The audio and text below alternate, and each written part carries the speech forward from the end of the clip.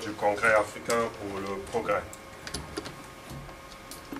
Mesdames et messieurs les responsables du CAP, des structures politiques et associations diverses,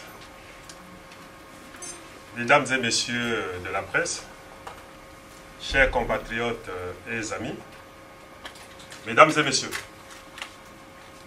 je tiens tout d'abord à vous adresser mes salutations patriotiques et vous exprimer toute ma gratitude pour cette invitation du CAP pour la cérémonie d'aujourd'hui à laquelle j'ai répondu favorablement.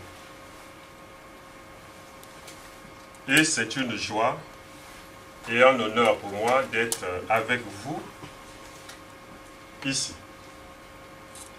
Ensuite, en ma qualité de responsable politique au sein de la coordination politique Congo-Yassika et président de Congo Réflexion et Initiative, je saisis cette opportunité pour réitérer mes vœux les meilleurs à tous pour cette nouvelle année 2015 à travers les vice-présidents Tamba Tamba et Nimi Madingou.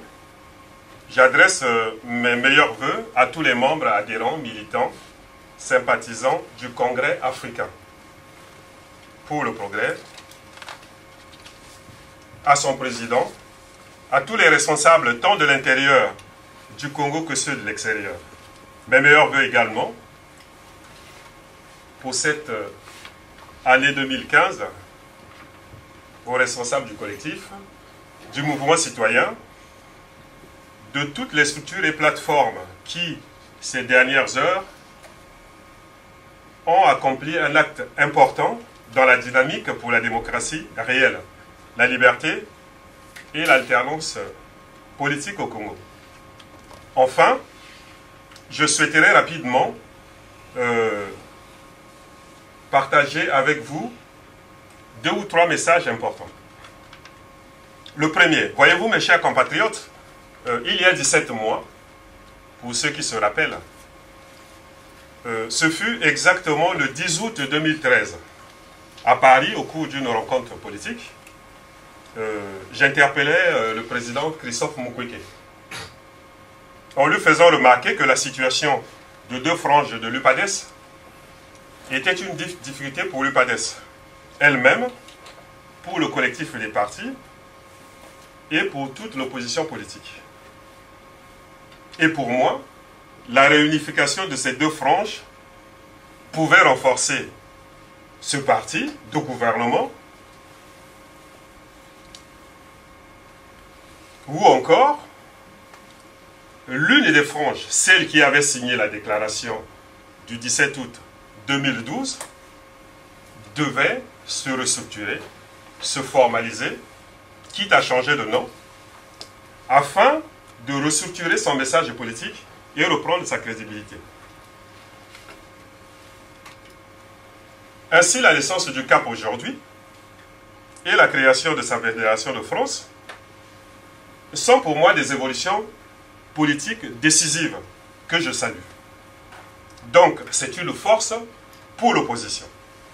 C'est pour cela que je tenais à rendre à Dieu, permettez-moi, ce qui revient à Dieu, et à Itadi, à Mukwege, à Tamba Tamba, à Nimi Madingou, et tous les autres responsables, tout le mérite qui leur revient d'avoir finalement formalisé et structuré cette organisation.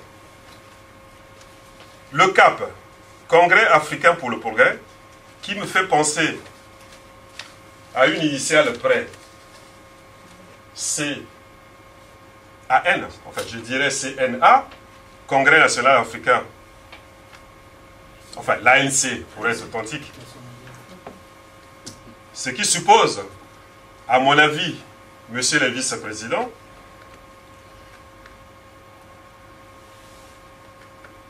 qu'il y a une nécessité pour vous d'être à la hauteur. Évidemment, je ne vous demande pas d'être comme nos frères sud-africains de l'ANC. Hein? Rassurez-vous, Mais la situation politique au Congo aujourd'hui exige de votre parti politique, le CAP, que vous preniez en compte la réalité politique, économique et sociale difficile et d'y répondre rapidement en toute responsabilité. Le deuxième message, finalement, prolonge le premier. Mes chers frères et sœurs, chers amis, nous sommes tous Congolais. Et c'est dans cet espace de la nation, de la patrie, que nous serons beaucoup plus forts et que notre bien-être à tous sera garanti. Sachez-le et pensez-y encore et toujours. La somme des intérêts particuliers ne fait pas l'intérêt général. L'intérêt de tous les Congolais. Par contre, c'est l'intérêt général qui garantit tous les autres intérêts particuliers, individuels de chacun d'entre nous. Ainsi, ce que j'attends du CAP, de ses responsables, ce n'est pas de se battre, de jouer des coudes pour son intérêt personnel. Et comme je l'entends un peu trop souvent ici à Paris, permettez-le, à tort d'ailleurs, que nous devons reprendre notre revanche. Parce que nous avons perdu le pouvoir par la guerre.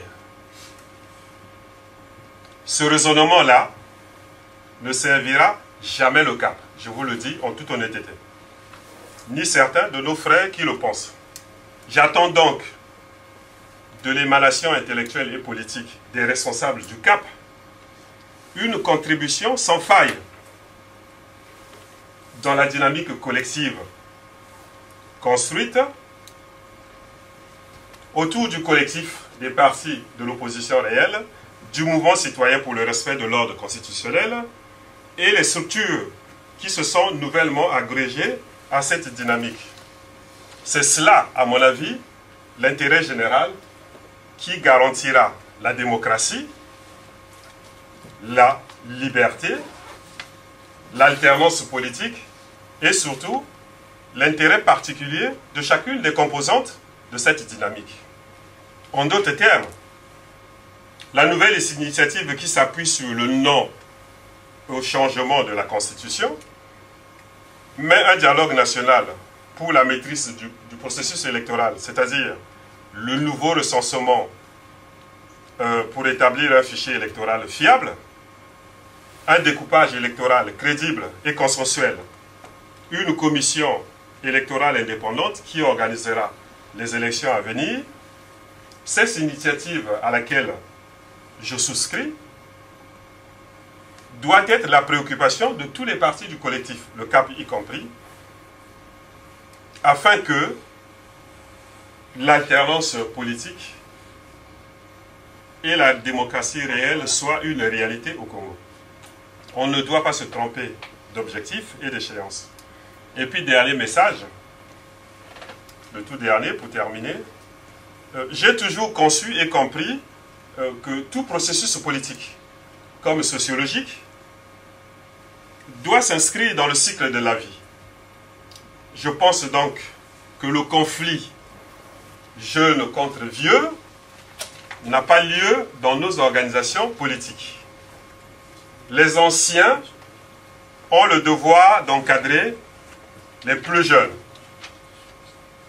et de leur transmettre tous les rudiments et les outils nécessaires à la pratique politique véritable, vertueuse, et les préparer à l'exercice des responsabilités.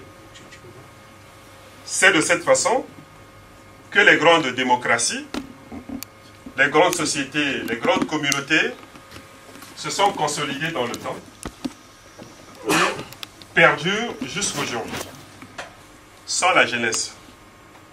Avec la jeunesse, mesdames et ceux du CAP, oui à la paix et à la démocratie, oui à l'alternance politique au Congo.